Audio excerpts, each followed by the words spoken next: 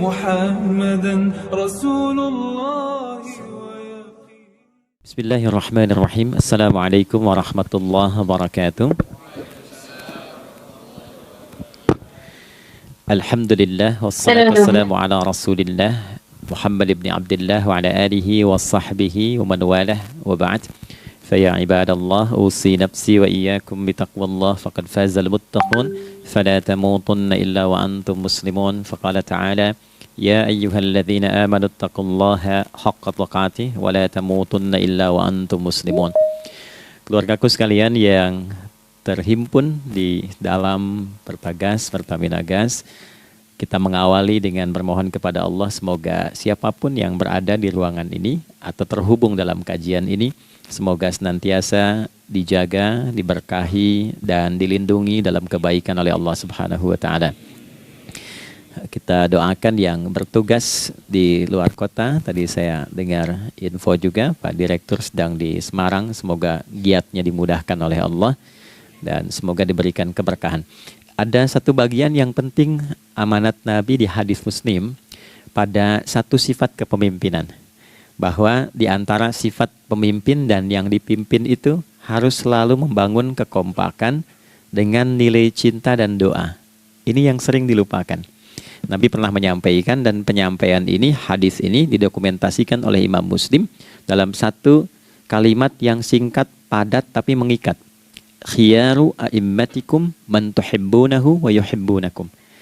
Pemimpin yang baik itu adalah pemimpin yang kalian mencintainya dan ia pun mencintai kalian. Nah, membangun cinta itu salah satu jembatannya dengan doa. Oleh karena itu, di antara doa yang dianjurkan saat Anda memulai pekerjaan, itu bukan hanya untuk pribadi, lancarkan pekerjaan saya, tapi juga sehatkan pimpinan saya. Pimpinan mendoakan sehatkan anggota saya, sehingga semua itu melahirkan sifat harmoni yang memberikan kenyamanan dan kebahagiaan dalam bertugas. Nah, izinkan saya mengawali dengan itu dulu, karena itu di antara sunnah yang seringkali terlupakan. Sehingga bekerja itu lebih banyak dilakukan dengan tekanan menyelesaikan tugas dibandingkan dengan rasa cinta untuk bisa memberikan nilai ibadah di dalamnya. Yang kedua, semoga sholat kita diterima oleh Allah Subhanahu wa Ta'ala. Nah, yang kedua ini tidak cukup dengan amin. Kita harus tahu dulu standar penerimaan itu seperti apa. Dan yang kedua, kenapa harus sholat?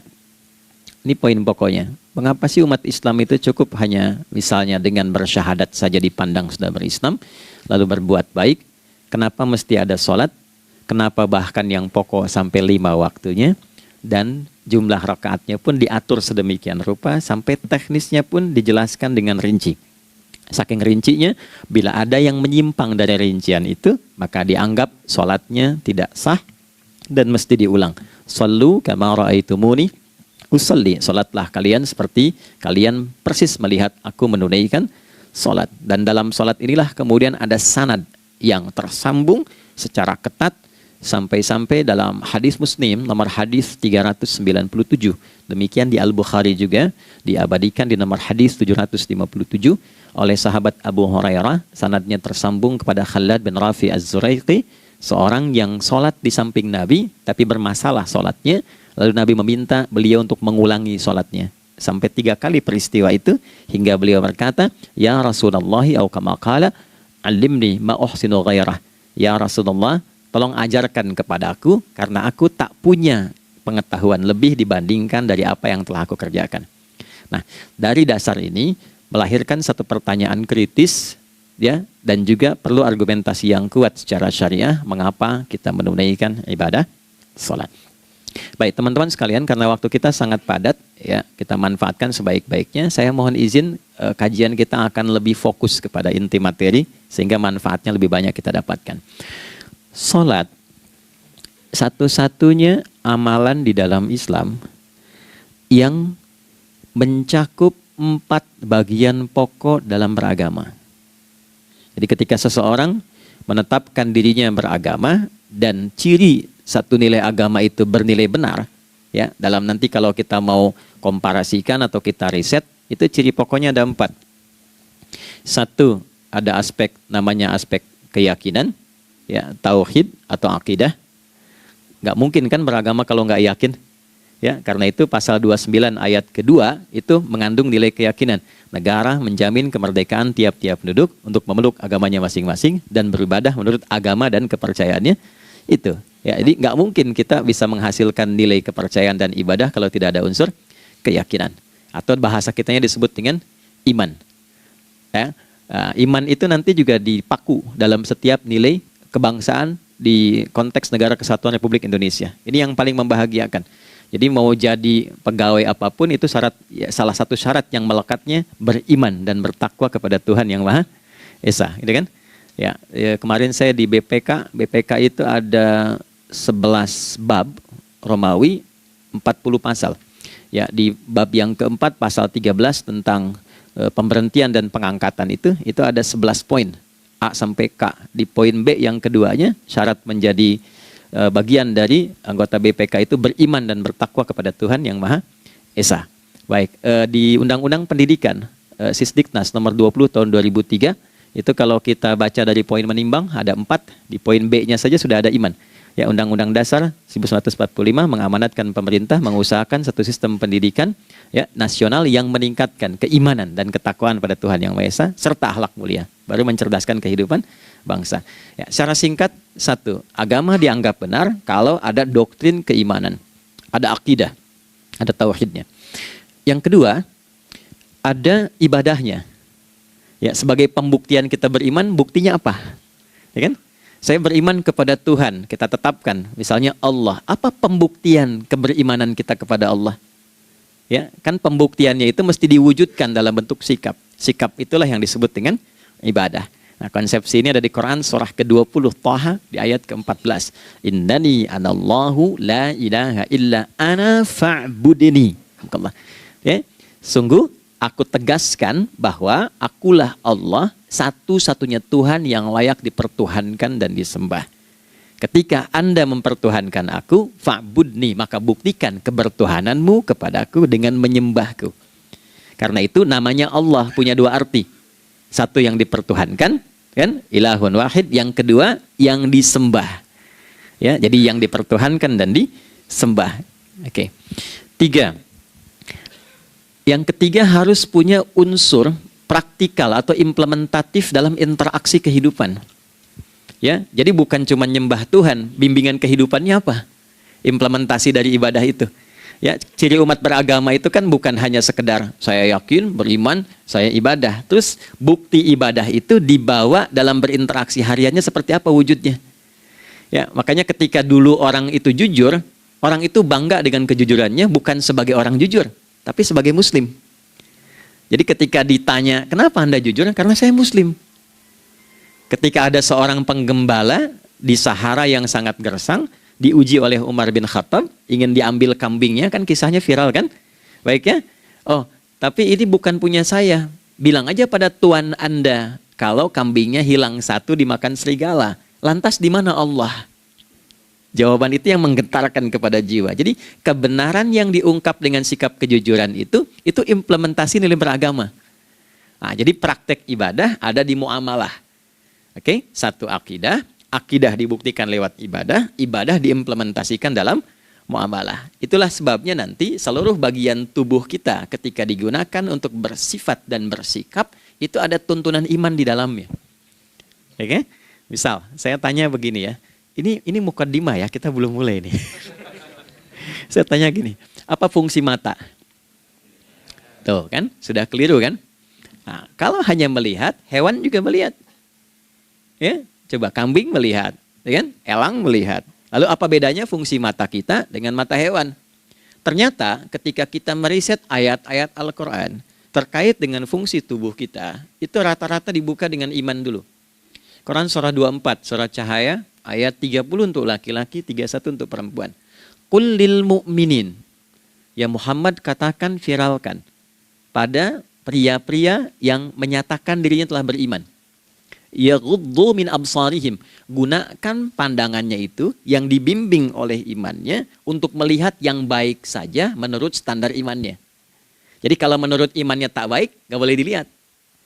Karena itu ketika Anda sudah mengatakan asyhadu an la ilaha illallah, asyhadu anna Muhammad Rasulullah, kalimat itu dari lisan turun ke hati, Itu jadi cahaya ke bagian tubuh kita. Makanya ketika Anda melihat, itu ada cara pandang tertentu yang dibimbing iman. Standarnya beda dengan tanpa iman. Kalau nggak ada iman, semua mungkin terlihat. Tapi ketika ada iman, hati kecil Anda akan bicara, ini nggak baik. Palingkan. Nah, memalingkan dari yang tak baik menurut iman, itu namanya ghaddul basar. Oke? Perempuan juga begitu, setara. Wa kullil mu'minati yaghdudna min absarihinna. Dan katakan pada setiap perempuan yang menyatakan dia beriman, maka gunakan pandangan itu dengan bimbingan imannya. Ketika tak baik menurut imannya, palingkan. Ya, Anda lihat kajian di YouTube, terus ada iklan kan? Nah, terus menurut standar iman nggak bagus, itu otomatis akan nggak suka itu. Ya, pasti dipalingkan. Ya. Anda kalau naik pesawat ya, tugas keluar tuh, pertagas tugas keluar. Kalau pramugari lagi demo tuh yang dilihat pramugarinya apa demonya dulu. Nah, iman itu akan bekerja di situ tuh. Ya, palingkan tuh. Nah, sama dari mata turun ke, jangan langsung ke hati aja, ke lisan dulu kan. Ya, ke mulut kan. Itu mulut tuh ketika digunakan fungsinya, imannya disebut dulu. Ya, Quran surah 49 ayat 11 misalnya. Ya ayyuhalladzina amanu, imannya dulu. La yaskhar qaumin qaum.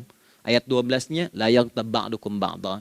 Hai orang-orang yang telah menyatakan beriman. Kalau pakai alladzina disebutkan 1080 kali dalam Al-Quran, itu kalimatnya diksinya singkat, padat, mencakup semua tanpa sekat. Oke, jadi kalau laki-laki, perempuan, tua, muda, besar, kecil, beda strata, duniawi, itu semua tercakup di dalamnya.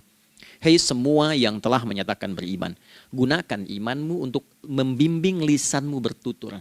Kalau masih merasa punya iman, jangan gunakan lisan untuk mencela, merendahkan orang. Untuk bergibah, membuat hoax. Didetilkan oleh Nabi, kalimatnya jelas. Man kana yu'minu billahi wal yaumil akhir, falyakul khaira aw liyasmut. Siapapun. Nah, dari alladzina ketika dirinci pakai man. Ya, man itu bentuk tunggal, ya, personal, tapi maknanya general. Jadi kalau Anda, saya, kita baca ayat atau hadis ada man, posisikan Nabi sedang bicara ke kita. Ya, hei Adi Hidayat, posisikan Nabi bilang gitu tuh. Kalau engkau merasa beriman sama Allah dan yakin dihisab di hari kiamat, jaga lisanmu. Katakan yang baik dengan bimbingan imanmu, tak mampu engkau diam. Jadi cukuplah suami istri itu menggunakan satu hadis ini, pasti sakinah itu muncul dalam kehidupan rumah tangganya. Ya, itulah sebabnya kenapa sakinah didahulukan dibanding mawaddah. Hati-hati ya, Mbak, walaupun namanya sakinah nggak ada ini nggak akan datang tuh ketenangan tuh. Ya, ada yang tahu nggak rahasianya? Kenapa sakinah duluan dibanding mawaddah? Ya, 5 juta. Ya, waktu habis karena padat sekali. Maddah jamaknya mawaddah, rasa kasih yang tumbuh dari pemberian materi. Jadi kalau rumah tangga itu ingin cenderung pada kebahagiaan, boleh berbagi dengan materi. Ya, istri cemberut, ya, Anda datang dengan senyuman, sayang, kenapa? Ya, ini emas 2 kilo, ya. Nah itu pasti sehat lagi tuh. Ya, itu mawaddah. Tapi maaf, walaupun Anda mapan bekerja, harta cukup melimpah, ruah, tapi tidak ada ketenangan di rumah tangga, tidak ada sakinah, maka hampa kehidupan rumah tangga itu. Itulah sebabnya kenapa di Quran sakinah lebih dulu dibandingkan dengan mawaddah. Saya tanya ibu deh, ibu pilih mana? Kaya tapi gelisah atau miskin tapi tenang? Oke. Saya paham itu. Saya paham. Suami juga sepakat semuanya. Artinya apa? Kita nggak bisa menghilangkan unsur ketenangan. Oke, itu hanya pembuktian argumentatif ya, supaya kajiannya lebih kepada argumen. Jadi ada akidah terkorelasi dengan ibadah, implementasinya di aspek muamalah. Nah, nanti cara bermuamalahnya diatur lewat akhlak namanya. Bagaimana bermuamalah yang baik? Kan Anda, maaf ya, berekspresi kepada pimpinan dengan kawan kan berbeda. Oke, kepada orang tua dengan anak kan lain. Nah, yang mengatur interaksi kita sehingga terjalin harmoni yang baik, itulah yang disebut dengan akhlak. Nah, 4 poin inilah yang menjadi inti dakwah Nabi SAW ketika diutus oleh Allah Subhanahu wa ta'ala. Memastikan 4 ini bisa optimal kita lakukan dalam kehidupan. Bonusnya yang kelima, selalu meningkatkan inovasi sehingga selalu mendapatkan hal baru dalam kehidupan. 5 ini digabungkan di Quran surah kedua Al-Baqarah di ayat 151. Kama arsalna fikum rasulam minkum yatslu alaikum ayatina. 1. Oke, wa yuzakkikum 2, akhlak, wa yu'allimukumul kitaba 3, wal hikmah 4, 5, wa yu'allimukum ma lam takunu ta'lamun. Kelima-limanya ini digambarkanlah dalam bentuk ibadah yang melatih kita sebagai pondasi awal menuju dan memantapkan 5 hal ini, yaitu sholat. Itulah sebabnya kenapa sholat yang pokok dilakukan 5 waktu dalam sehari untuk mewujudkan 5 hal ini dalam kehidupan, dan satu-satunya ibadah yang mengumpulkan 5 aspek ini dalam prakteknya hanya sholat. Hanya sholat. Oke, mari kita detilkan, kita rinci, dan di sini kita akan mulai kajian kita. Yang tadi mukadimah ya. Baik, kita punya 30 menit. Wah, padat sekali. Bismillahirrahmanirrahim. 1. Sholat adalah perwujudan iman seorang hamba. Karena itulah kalimat sholat pertama kali disebutkan dalam Al-Quran, itu letaknya setelah kalimat iman. Al-Baqarah ayat 3. Alladzina yu'minuna bil ghaibi wa yuqimunas sholat. Orang-orang yang telah menyatakan beriman dan konsisten menjaga imannya. Beda alladzina amanu dengan yu'minun. Amanu telah beriman. Tapi kalau dia komitmen dan konsisten terus menjaga imannya sampai saat dia berpulang pada Tuhannya, maka berubah nanti bentuknya kalau di bahasa Arab jadi mudhari'. Kalau di bahasa Inggris kan tuh punya 3 arti. Present, continuous, and future. Jadi kalaupun sekarang terus berlangsung sampai masa depan pun saya tetap akan beriman. Nah, pembuktian untuk menjaga iman itu pembuktian utamanya pada sholat. Itulah sebabnya satu-satunya amal ibadah dari rukun Islam yang 5 itu, ya, satu-satunya amal ibadah yang disebut iman dalam Al-Quran hanya sholat. Teman-teman boleh buka Quran surah kedua Al-Baqarah di ayat 143. Ya, di pertengahan ke ujung ayatnya. Saya percepat. Wa ma kana Allahu liyudhi'a imanakum. Dan Allah nggak akan pernah menyia-nyiakan sholat seseorang yang dikerjakan karena imannya. Ayat ini turun, ketika ada terjadi pergantian arah kiblat. Dari yang tadinya semula ke Masjidil Aqsa, lalu berputar 180 derajat, beralih ke Masjidil Haram. Nabi sedang berada di luar Madinah. Madinah tempo dulu, wilayahnya nggak seluas cakupan sekarang. Oke, kalau diilustrasikan, area sekitaran Masjid Nabawi sekarang itulah Madinah lah. Di luar itu sudah di luarnya. Nah, Nabi sedang sholat, riwayatnya banyak menyebutkan, ada yang mengatakan zuhur, ada asar, ada maghrib. Di pertengahan itu turunlah Al-Baqarah ayat 144. Qad nara taqalluba wajhika fis sama' falanuwalliyannaka qiblatan tardaha fawalli wajhaka syatral masjidil haram. Maka berputarlah dengan turunnya ayat ini 180 derajat menghadap ke arah Masjid Al-Haram. Problemnya adalah ketika Nabi dan pengiring beliau kembali ke Madinah, area Masjid Nabawi, kan nggak semua masyarakat ikut. Maka virallah informasi itu bahwa kiblat telah beralih ke kiblat awal, yaitu Ka'bah Al-Musyarrafah. Maka penduduk panik pada saat itu. Status sholat kami yang tadi dikerjakan bagaimana? Karena sedang nggak bisa diulang, sudah pindah waktu. Maka turunlah kemudian firman Allah yang Al-Baqarah 143 itu, wa ma kana Allahu liyudhi'a imanakum. Karena engkau mengerjakan sholat itu dengan imanmu, maka Allah nggak menyia-nyiakan imanmu itu. Maksudnya apa? Walaupun arah kiblatnya tidak tahu mengarah kepada sisi yang belum berubah, tetap dihitung pahalanya sempurna karena imannya. Nah, ini nanti yang menjadi landasan turunnya Al-Baqarah ayat 115. Walillahil masyriq wal maghrib fa aynama tuwallu fathamma wajhullah. Kalau Anda sedang tugas nanti di lapangan, lalu sulit menemukan arah kiblat.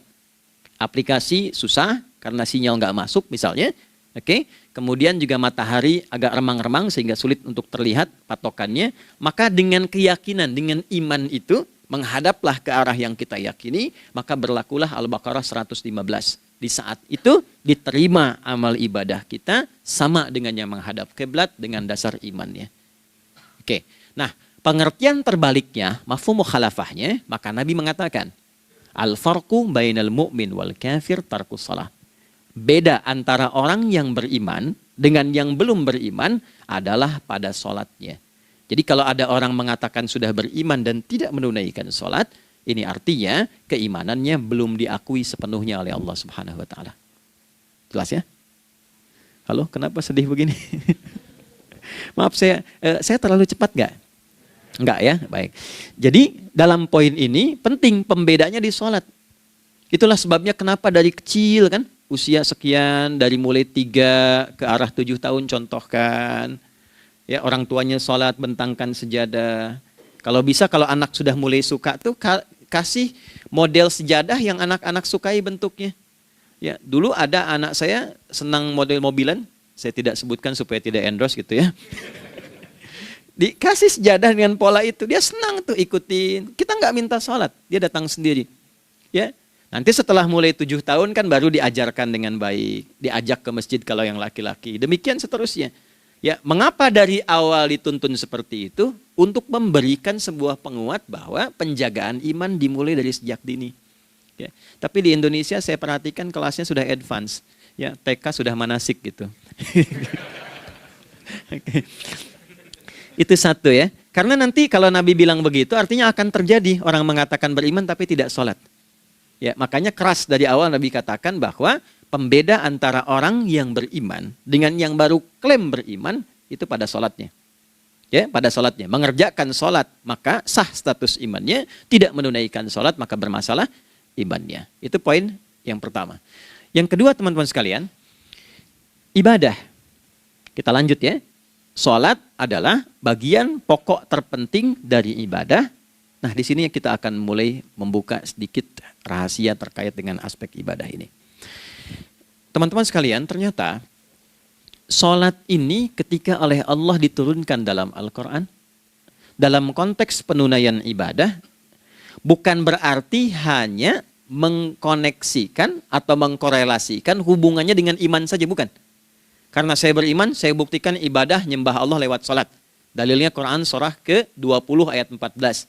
Innani anallah la ilaha illa ana. Aku tegaskan akulah Allah, nggak ada Tuhan yang layak dipertuhankan dan disembah kecuali saya. Fa'budni, kalau Anda telah menyatakan beriman padaku, buktikan keberimananmu dengan menyembah saya dalam ibadah.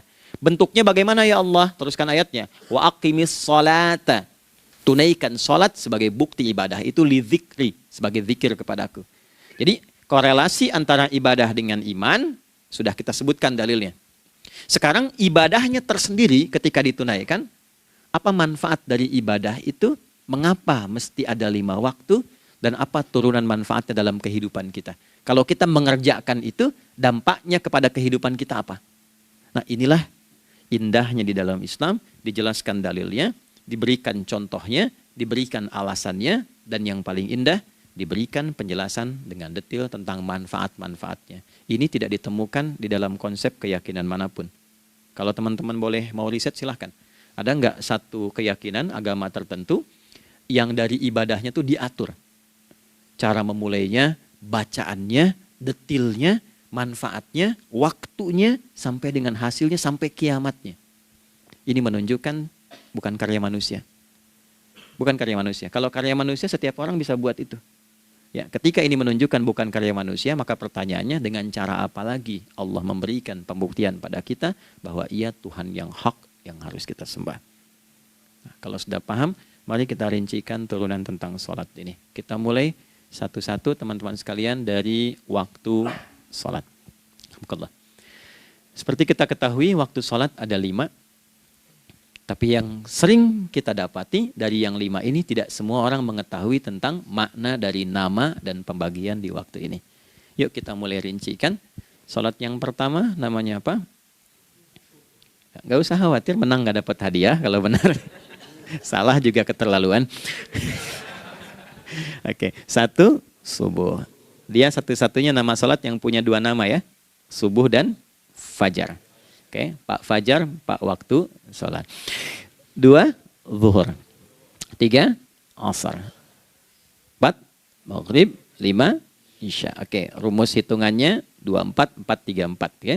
Rumus bilangannya 24, 4, 3, 4. Kalau mau tanya nomor koneksi dengan Allah 24, 4, 3, 4, 2 subuh, 4 zuhur, 4 asar, 3 maghrib, 4 isya. Oke, pertanyaannya, apa artinya nama itu? Selama ini jangan-jangan kita hanya tahu namanya, tapi tidak memahami maknanya. Itu poinnya. Oke, sekarang mari kita mulai. Izin saya tidak punya kemampuan untuk menuliskan, ya, karena memang saat ini terbatas, tapi kalau diperkenankan bisa kita coba uraikan sedikit. Baik. Ya, bismillah, jazakallah khair. Mohon fokus baik-baik karena waktunya tinggal 21 menit lagi. Izin saya pastikan dulu ya supaya terlihat dengan baik. Ibu kelihatan di sana? Bagus. Saya kira tuh hanya di Sumbawa Barat. Ternyata di Pertagas pun perempuan-perempuannya imannya luar biasa. Maksudnya belum saya tulis sudah kelihatan. Imannya luar biasa. Oke, kita mulai dari yang pertama ya. 5 waktu sholat. Kita mulai dari 1 dulu. Subuh, teman-teman saya turunkan dulu ya. Izinkan saya tulis pakai bahasa Arab dulu supaya gampang. 1, dia punya 2 nama. Yang angka Arab ya. Kalau yang gini angka Hindi. Anda yang di admin di komputer pasti tahu. Ada Fajr. Kata subuh ditemukan di Al-Quran surah ke-81 At-Takwir ayat 18. Kalau keliru tolong diingatkan. Was-subhi idza tanaffas. Quran surah 81 ayat 18. Ya. Nggak usah di ilmu utak-atik ya. Oh ini kenapa 81 kalau dibalik 18? Itu cocok logi. Ya, abaikan aja itu. Ya. Fajar agak banyak di Quran terkait dengan nama sholatnya ada di Quran surah ke-17 di ayat 78. Aqimis salata liduluki syamsi ila ghasaqil laili wa Qur'anal fajr. Inna Qur'anal fajri kana masyhuda. Yuk kita mulai ke maknanya dulu. Ingat rumusnya ya. Rumusnya ini selalu begini rumusnya. Aqidah selalu punya korelasi dengan ibadah. Ibadah selalu punya korelasi dengan muamalah, interaksi harian kita. Muamalah hiasannya adalah akhlak. Nah, barulah kemudian di sini muncul inovasi dalam kehidupan, hal yang baru. Hidup ya, yang mengacu pada 2 kebahagiaan yaitu dunia dan akhirat. Ya, konsepsi ini nanti ditemukan di Quran surah ke-2 Al-Baqarah ayat 201 dan menjadi doa paling favorit umat Islam Indonesia saat ini. Rabbana atina fid dunya fil akhirati. Oke, ya cukup. Subuh. Ini rumus dasarnya. Dari akidah kita beriman, pembuktian imannya lewat ibadah sholat. Apa hubungan sholat dengan aktivitas harian kita? Subuh asalnya terkorelasi dengan kata asbah. Oke? Asbah itu asalnya sesuatu yang sudah siap dengan rencana yang matang. Baik, orang Arab tuh kalau bertanya begini, kaifa asbahta ya akhi? Kaifa asbahti ya ukhti? Bagaimana kabarmu di pagi ini? Itu bukan hanya nanya kabar kesehatan. Beda dengan kaifa haluk, beda. Ya, itu bertanya bagaimana kabarmu hari ini, aktivitasmu bagaimana? Lancar, sudah siap, planning bagus, dan sebagainya. Ya, itulah sebabnya ketika Allah bersumpah dengan awal waktu, penandanya adalah planning kegiatan. Ya, was-subhi, dan aku bersumpah demi waktu subuh, awal mula untuk berkegiatan, idza tanafas, apabila sudah mulai bergerak, bersamaan dengan nafas yang keluar itu, maka sudah jelas rencana yang dibuat. Ya, jangankan kita, semua alam itu, semesta itu seluruhnya bukan hanya bertasbih, tapi beraktivitas dalam tasbihnya. Di waktu subuh, matahari sudah mulai bersinar kan? Ya, dan sinarnya mengambil manfaat loh. Mengandung nilai manfaat, memecah keheningan malam dan menghilangkan kegelapannya. Gelap mulai hilang, datang kemudian sinar yang memberikan kita bimbingan untuk beraktivitas. Tumbuhan dimulai waktu itu sudah mengeluarkan oksigen, menyerap karbon dioksida. Saya waktu di Utrecht, di Delft di Belanda, ya, saya coba ingin membuktikan. Kan adzan nggak terdengar keluar ya. Jadi sebelum waktu subuh itu saya keluar, kebetulan flatnya waktu itu dekat area hutan yang agak rimbun, enak gitu, udaranya bagus. Itu sebelum subuh terasa karbon dioksida. Walaupun cuma beda hampir 1 menit.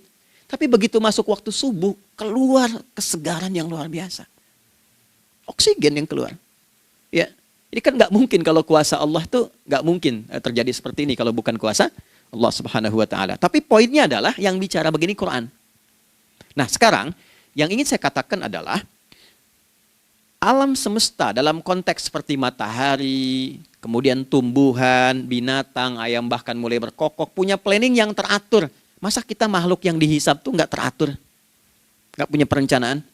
Maka subuh itu mengajarkan kepada kita, jangan sampai ada orang Islam yang punya keimanan, lalu menunaikan sholat, diajarkanlah oleh Allah, setiap masuk subuh itu harus punya agenda yang jelas.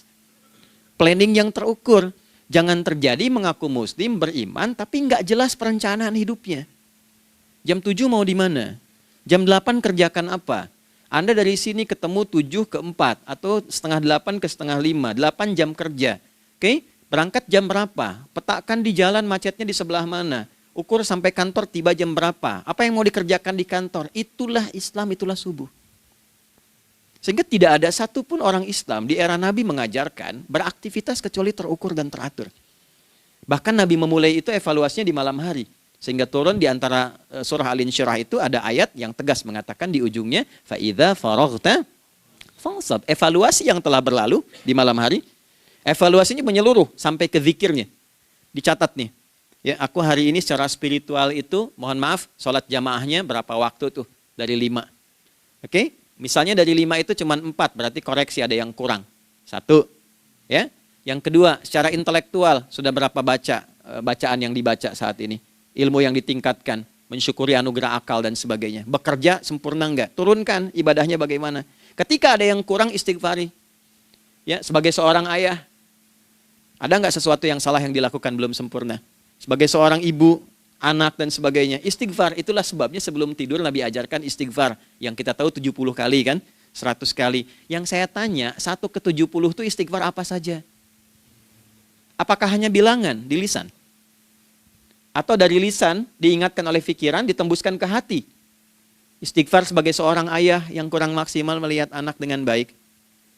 Anda boleh punya jabatan di kantor, boleh direktur, boleh manajer, boleh macam-macam. Tapi ketika Anda pulang, Anda seorang ayah. Saya di Timur Tengah disebut syekh, di sini dipanggil kiai, dipanggil ustadz. Pulang ke rumah, anak saya nggak kenal itu semua. Anak saya nggak peduli itu semua. Belum pernah seumur-umur saya mengajar, lalu saya pulang, anak saya menunggu depan pintu dan memanggil, kiai. Tidak ada. Dia ingin ayahnya. Kenapa nggak kita hadirkan istighfar pertama kita itu karena kita kurang perhatian. Kurang perhatian kepada anak misalnya. Saya kalau pulang tengah malam dan semua tertidur, saya lihat satu-satu. Perbaiki cara tidurnya, doa, lihat satu-satu, minta ampun sama Allah. Dan ya kadang sebelum mengalirkan air mata kita nggak bisa tidur karena nggak tahu nanti ketemu lagi nggak di akhirat. Ya, itu poin yang paling penting. Nah, jadi istighfar pertama tuh untuk diri kita ketaatan pada Allah, untuk diri kita sebagai anak pada orang tua, sebagai suami punya tanggung jawab istri atau sebaliknya, demikian seterusnya. Nah itu kalau sudah kita bisa lakukan, dievaluasi, direncanakan besoknya. Fa'idha faraghta fansab, direncanakan lagi yang berikutnya, besok mau ngapain, tulis malam. Kalau kita biasakan begitu, tidurnya enak. Karena nggak ada beban, damai hidupnya. Dengan teman damai kalau ada perselisihan sebelum tidur. Ya, jadi nggak ada orang mengigau itu masalah-masalah kehidupan dunia yang belum tuntas. Ini dunia saat, maaf, terjaga bermasalah, saat tidur pun masih bermasalah. Gara-gara kamu nih, kapan istirahatnya? Ya. Nah, ketika kita bangun dari subuh itu, maka rencana yang sudah kita siapkan itu, teman-teman sekalian, dibawa menghadap Allah supaya minta kemudahan, minta kelancaran, minta pendampingan, minta bimbingan. Itulah sebabnya kita dipanggil sholat di awal waktu, supaya rencana yang sudah kita siapkan itu minta taufiknya, persetujuan dan perlindungan dari Allah. Inilah yang menjadikan rahasia umumnya para sahabat memulai berkegiatan sejak dari masjid. Teman-teman boleh riset deh hadis-hadis tentang sholatnya sahabat dan kaitannya dengan syuruk dan pekerjaan. Rata-rata memulai dari masjid. Mereka tungguin, evaluasi, begitu siap, syuruk, minta sama Allah, berangkat. Saya mau kasih satu rahasia ya. Boleh jadi ijazah tapi ini diantara kita aja ya. Anda boleh lakukan, berangkat ke masjid itu dengan baik. Terus minta misalnya, ya Allah, Kau perintahkan aku untuk berikhtiar, sekarang aku lakukan. Kau perintahkan aku untuk merencanakan, sekarang aku ikhtiarkan. Mohon lindungi, mudahkan, dan berikan bimbingan terbaik untuk mendapatkan hal yang wajar, halal, baik, dan kau ridhai. Anda berangkat. Pulang, Sebelum nyampe rumah, mampir dulu ke masjid. Masjid terdekat dari rumah aja. Sholat 2 rakaat, situ. Ya, sholatnya bisa sholat wudhu, tahiyatul masjid, dan sebagainya. Setelah itu pulang. Doa dulu habis sholat. Ya Allah, aku telah berikhtiar seperti apa yang telah Engkau perintahkan. Sekarang aku memohon rizki darimu seperti apa yang telah Engkau janjikan. Kalau dengan semua ikhtiar ini belum cukup menurunkan rizki darimu, maka mohon tunjukkan padaku saat ini dengan cara apa lagi aku mesti berikhtiar. Oke? Silahkan Anda pulang dengan suasana itu ke rumah. Dan lihat apa yang terjadi. Rasakan bedanya, bedakan rasanya, dan pasti terasa bedanya. Gak ada kesan yang lain pada jiwa. Jadi yang dibawa ke rumah itu bukan aura kantor. Bukan aura jalan yang macet. Tapi ada ketenangan, kenyamanan, dan kenikmatan. Kalau teman-teman mau pakai sunnah sahabat ini dalam dunia pekerjaan dan Anda lakukan, coba sehari ini saja, rasanya pasti beda. Ya, ini bagian pertama. Nah, ketika kita ingin datang menghadap Allah dan mulai membawa rencana kita, kan perlu isyaratnya kan, kapan dimulai? Gak bisa tiba-tiba saya bangun jam 3 langsung sholat subuh, kan tidak begitu. Ya kan? Mesti ada satu sinyal dulu, yang dari sinyal itu ada feedback pada diri kita untuk merespon, gitu kan? Nah, pancaran respon atas sesuatu yang memancar akibat satu hal yang terjadi. Kalau di gaya itu kan, kalau ada gaya gerak, gaya dorong kan? Ya, kalau nggak salah F1 sama dengan F2 kan? Nah, gaya gerak sama dengan gaya dorong. Geraknya dikit, bunyinya kecil kan? Kencang bunyinya, kencang. Terus ada F berbanding lurus dengan P, hukum Pascalnya. Gaya berbanding lurus dengan tekanan, kan? Semakin banyak gaya, semakin tertekan. Nah, respon yang muncul ketika ada satu misalnya gaya, tapi responnya sifatnya materi sifatnya. Ya, misal kalau Anda mau mengebor air, kan? Kemudian keluar terpancar tuh dari bawah itu keluar misalnya air. Nah, itu namanya infajar. Infajar. Dalilnya Quran surah kedua ayat 60. Wa idzistasqa Musa liqaumihi faqulna idrib bi'asakal hajar fanfajarat min husnata asyrata aina. Nabi Musa kata Allah itu kaummu 12 suku minta mata air. Dan enggak tanggung, setiap sukunya minta satu, katanya supaya enggak rebutan. Maka Allah firmankan, pukulkan tongkatmu yang kayu. Lihat diksinya detil sekali. Pukulkan tongkatmu yang kayu ke batu itu, maka batu itu akan terbelah dan mengeluarkan pancaran 12 mata air. Ya, tongkat kayu dipukulkan ke batu, batunya yang hancur. Karena Musa seorang nabi, gitu kan? Anda punya tongkat emas, pukulkan ke batu, maka keluar 12 air mata. Gitu ya. Nah ini, infajar. Kalau respon yang keluar itu respon buruk. Misal, dalam nafsu, kan suka ada trigger ya, yang memancing respon, terus nafsu keluar kan? Ya, apa saja itu? Lihat gambar yang gak bagus, nafsu keluar, gitu kan? Lihat sendal bagus, nafsu keluar, macam-macam ya. Nah itu fujur namanya. Fujur. Hurufnya masih sama, cuma bentuknya berbeda. Fa, jimnya masih ada waw, ada ra-nya. Fujur. Quran surah 91 di ayat 7-10. Wa nafsi wa ma sawwaha fa'alhamaha fujuraha wa taqwaha. Fujur tembus ke nafas, nafas memerintahkan yang buruk disebut su. Nafas ketemu su jadi nafsu. Makanya nama lain fujur itu nafsu. Dalilnya Quran surah 12 ayat 53. Wa ma ubarri'u nafsi innan nafsa la'ammaratun bisu. Ya, la'ammaratun bisu'i illa ma rahima rabbi. Oke, nafas ketemu su. Teruskan. Tapi kalau pancarannya pada sifat yang baik. Oke? Membelah sesuatu yang gelap menjadi baik, terbuka, memancarkan respon panggilan yang baik, maka berubah katanya menjadi fajar. Oke? Matahari diperintahkan oleh Allah, diperintahkan membelah kegelapan malam. Keluarlah sinar pertamanya, disebutlah fajar. Kenapa? Karena ada respon kebaikan keluar darinya. Baik, perhatikan baik-baik. Quran surah kedua, ayat 187. Wa kulu washrabu hatta yatabayyana lakumul khaytul abyadu minal khaytil aswadi minal fajar. Itu untuk matahari. Kita lagi tidur enak-enak, sudah nyiapin rencana malam-malam. Tiba-tiba ada panggilan. Allahu Akbar, Allahu Akbar. Itulah tandanya hati kita mengkonfirmasi iman kita dalam diri kita. Cepat, sudah adzan. Pernah begitu? Nah, konfirmasi itulah dalam bahasa lain yang disebut dengan fajar namanya. Datang. Jadi waktunya matahari membelah disebut dengan fajar, konfirmasinya pun disebut dengan apa? fajar. Ya, jadi bersamaan waktunya dengan dua hal itu. Datanglah panggilan. Itu yang dimaksud Quran, hubungan iman dengan konfirmasinya sampai ke sholatnya ada di Quran surah 8 ayat 2. Innamal mu'minuna iman. Alladzina idza dzukirallahu adzan. Wajilat qulubuhum iman.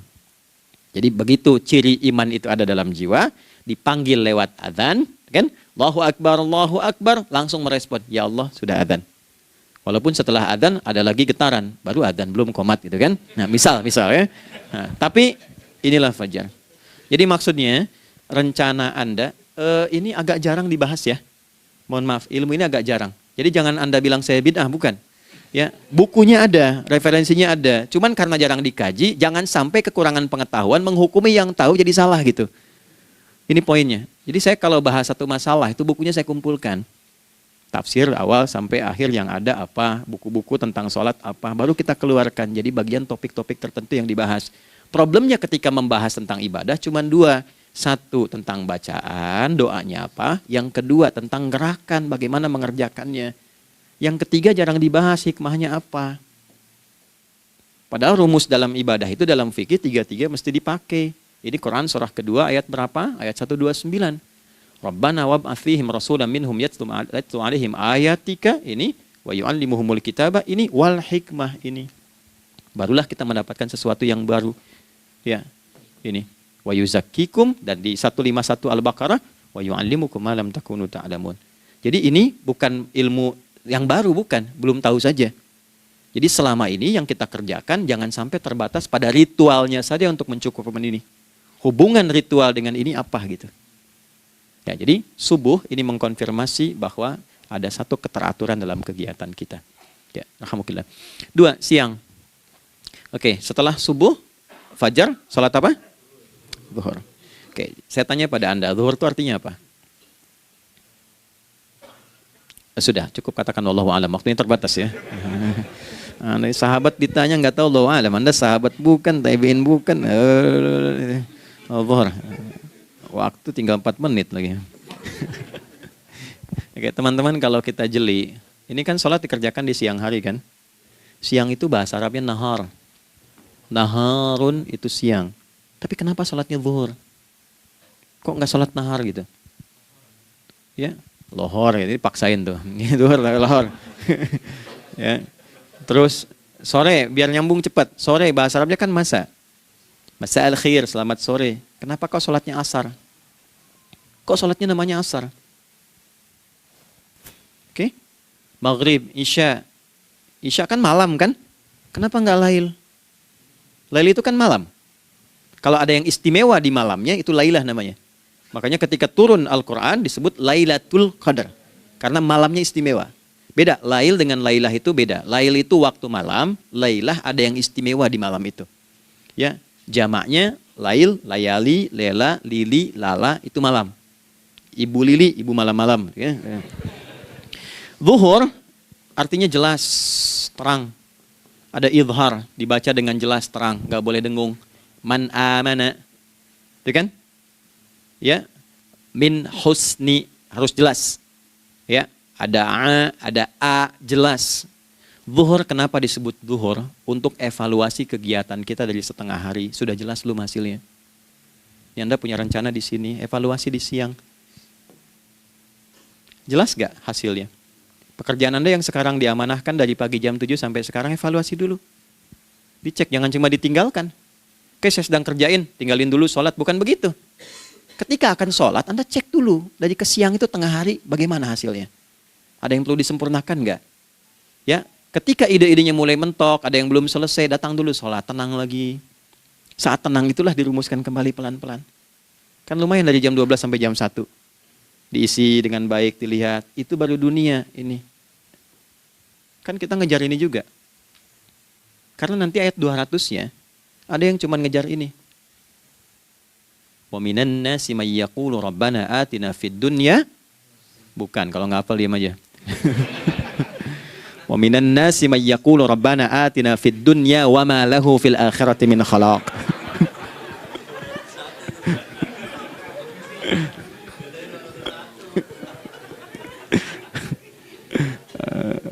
Nah, paham kan? Dan di antara manusia ada yang fokusnya hanya dunia yang dikejar, sehingga nggak kebagian akhiratnya. Padahal dia tahu dia mau pulang. Yang lebih aneh lagi, pengen pulang surganya Firdaus dekat dengan Nabi. Tapi tiap hari kerjakan dunia lagi, berangkat gelap, pulang gelap, terus meninggal gelap juga. Ini kan repot. Nah, maka mesti investasi kan. Anda kalau tugas keluar kan, apalagi keluar negeri kan hukumnya beda. Bekalnya pun tidak sama. Anda tugas ke Amerika, mata uangnya sudah beda, hukumnya sudah beda. Terus pengen pindah ke alam barzah, pengen hukumnya sama dengan dunia, mustahil. Ya, makanya dimensinya beda, keadaannya tidak sama. Baju yang dipakai kan beda. Barang-barangnya nggak sama. Makanya disebut telah meninggal dunia, meninggalkan semua yang melekat pada dunia. Pindah ke alam lain, persiapan menuju titik akhir yang tidak ada ujungnya lagi. Nggak ada pembuka lagi. Jadi sudah ujung begini, nggak ada ruang lagi yang lain.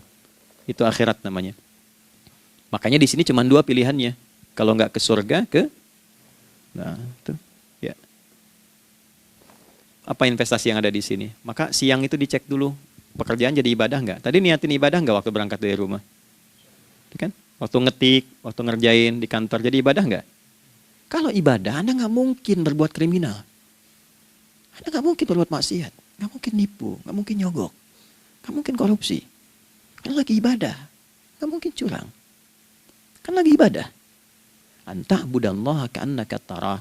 Anda itu mengerjakan segala hal sebagai ibadah, merasa diawasi Allah. Fa in lam takun tarah fa innahu yarak. Kalaupun Anda merasa nggak melihatnya, Anda yakin Anda dilihat. Itulah kerja pakai iman, maka ini di bawah akidahnya. Jangan ditinggalkan. Nah, inilah yang selama ini kita butuhkan. Ya. Inilah yang melahirkan nilai etik, makanya adanya dalam jiwa. Takwa itu kan dalam jiwa, melahirkan etos. Etos mendorong kepada logos, logos melahirkan patos. Kepantasan dalam bekerja. Jadi Anda sekuat apapun ilmunya, kalau nggak punya etos, itu rusak. Jadi tidak cukup akal sehat. Jiwa yang sehat itu lebih penting. Banyak orang akalnya, saya ingat, akal itu tidak memberikan perintah. Dia hanya merumuskan satu instruksi dalam jiwa supaya mudah dilakukan dan dieksekusi oleh fisik. Jadi akal yang sehat itu seberapa pandai ilmunya, seberapa cepat mengeksekusi perbuatan. Tapi kalau yang dieksekusi itu dari perintah nafsunya, masalah. Habis saja waktunya tuh. Ya. Ini gimana ini? Tolong jawab loh. Nah, teman-teman karena sudah habis waktu jam 1, kita baru zuhur ini. Nah, yang paling menarik itu gini, yang paling menarik kalau ada orang belum sadar sampai zuhur tentang akibat kehidupan ini, maka muncullah asar. Apa asar itu? Kenapa mesti disebut dengan asar? Dan apa manfaat istimewanya asar kepada jiwa kita? Itu di kesempatan lain kita akan bahas. Teman-teman, waktunya sudah habis. Ya, saya menghargai Anda, kan tidak boleh juga saya ngajarkan tapi mengambil yang sesuatu yang tidak tepat ya. Kita buktikan keimanan kita dengan mengerjakan amanah pekerjaan di tempat ini dengan baik, waktu digunakan dengan baik. Kita saling mendoakan supaya semua kita dijaga oleh Allah Subhanahu wa taala. Maafkan saya, lain kesempatan kita berjumpa kembali untuk melanjutkan apa yang telah kita bahas hari ini. Mari kita berdoa, semoga doa kita diterima oleh Allah Subhanahu wa taala. Allahumma taqabbal minna innaka antas sami'ul alim wa tub 'alaina innaka antat tawwabur rahim. Nahmaduka kama 'allamtana an nahmadak wa nashkuruka syukran kama 'allamtana an nashkurak. Antal muqaddim wa antal muakhir bi yadikal khair innaka 'ala kulli syai'in qadir. Ya Allah, kami memujimu seperti Engkau mengajarkan kami untuk memuji dan bersyukur atas segala nikmat-Mu seperti Engkau bimbing kami untuk mensyukuri segala nikmat-Mu. Allahumma salli wa sallim wa barik ala habibikal karim rasulikal mustafa al-amin sayyidina Muhammadin wa ala alihi wa sahbihi ajma'in. Ya Allah, anugerahkan kami kemampuan untuk terus bersalawat pada Rasulullah sehingga dengan itu kami mendapatkan kemampuan yang baik untuk meneladani kemuliaan beliau dalam beraktivitas kehidupan. Rabbana la tada' lana fi maqamina hadza dhanban illa ghafartah. Ya Allah, jika ada pendosa hadir di ruangan ini atau terhubung dalam kajian ini, maka jangan biarkan ya Allah ia meninggalkan tempat ini dan kajian ini kecuali Engkau telah ampuni seluruh dosa-dosanya. Wala hamman illa farajtah. Ya Allah, jika ada satu di antara kami yang menghadiri kajian ini membawa kegelisahan, maka mohon tenangkan keadaan hatinya. Wala asiran illa yassartah. Jika ada yang sedang diliputi oleh kesulitan, maka mudahkan, ringankan dan hilangkan seluruh kesulitannya. Wala maridan illa syafaitah. Dan bila ada di antara kami yang diuji dengan penyakit, maka mohon angkat dan sembuhkan penyakitnya. Rabbana atina fid dunya hasanah wa fil akhirati hasanah wa qina adzabannar. Wa sallallahu ala sayyidina Muhammad wa ala alihi wa sahbihi ajma'in. Wa akhiru da'wana subhanakallahumma rabbana wa bihamdika nashhadu an la ilaha illa anta nastaghfiruka wa natubu ilaik. Walhamdulillahi rabbil alamin. Nasrun minallah fathun qarib wa basyiril mukminin. Terima kasih untuk semuanya. Mohon maaf kami langsung pamit. Assalamualaikum warahmatullahi wabarakatuh.